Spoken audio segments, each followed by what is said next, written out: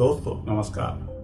आजकल बच्चों के नाम अलग तरह से रखे जाने लगे हैं। कोई संस्कृत भाषा का नाम तलाशता है तो कोई अंग्रेजी का, कोई महाभारत कालीन या रामायण कालीन पात्रों के नाम पर रखता है तो कोई अत्याधुनिक अंग्रेजी नाम रखता है, जैसे भीष्म, कुंती, कर्ण, युधिष्ठिर, भीम, नकुल, कौस्तुभ या अर्जुन और दशरथ, सीताराम, लक्ष्मण, हनुमान इत्यादि। कुछ साल पहले रमेश, वैभव, अनिल, मुकेश टाइप के नाम रखे जाते थे। नए चरण में आदि, अयान, आर्यन इत्यादि नाम रखे जाने लगे हैं। कुछ पीछे चलें तो अमूमन भगवान के नामों में से कोई नाम रखा जाता था, जैसे रामलाल, रामदास, रामचंद्र, गणेशी लाल, कृपा शंकर इत्यादि। अर्थात भगवान के नाम के साथ लाल या दास जोड़ा जाता था। हालांकि कुछ लोग गोविंद, सुरेंद्र जैसे नाम भी रख रहे हैं। जहां तक भगवान के नामों में से कोई नाम रखने की परंपरा का सवाल है तो उसके पीछे कारण यह रहता होगा कि किसी को पुकारने के बहाने भगवान का नाम तो उच्चारण में आएगा। सोच यह भी रहती होगी कि ऐसा करने से भगवान का स्मरण आने से उनके गुण हमारे में भी आ जाएंगे। हालांकि हकीकत यह है कि जब भी हम किसी को पुकारते हैं भगवान के नाम से तो वह केवल हमारी जुबान पर होता है। उसका उच्चारण करते वक्त भगवान की छवि हमारे जेहन में नहीं होती।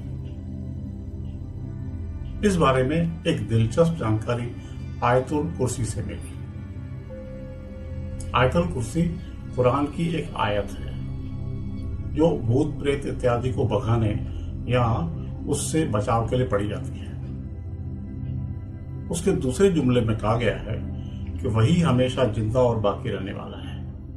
हय्य माना अरबी जुबान में जिसको कभी मौत ना आए, हमेशा जिंदा रहने वाला। और कय्यूम के माने जो खुद कायम रहे और दूसरों को भी कायम रखता हो, संभालता हो। और कय्यूम अल्लाह ताला की खास सिफत है जिसमें कोई भी उसका शरीक नहीं, क्योंकि जो चीजें अपने बाकी रहने में दूसरे की मोहताज हों वो दूसरे को कैसे संभाल सकती हैं। इसलिए किसी इंसान को कय्यूम कहना जायज नहीं है, बल्कि अब्दुल कय्यूम यानी कय्यूम का बंदा कहना चाहिए। जो लोग अब्दुल कय्यूम की जगह सिर्फ कय्यूम बोलते हैं वे गुनाहगार होते हैं।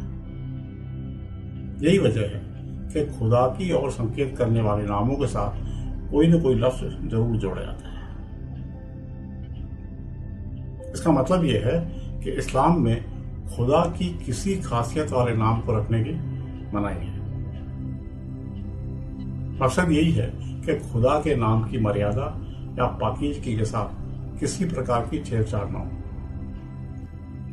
ठीक इसी प्रकार जो लोग रामदास, रामलाल आदि नाम रखते हैं उसके पीछे वजह यह रहती होगी कि अकेले भगवान के नाम पर नाम रखने की बजाय उसका दास या लाल कहा जाए। वाकई यह सोच बहुत गहरी है। हम भला भगवान के बराबर कैसे हो सकते हैं?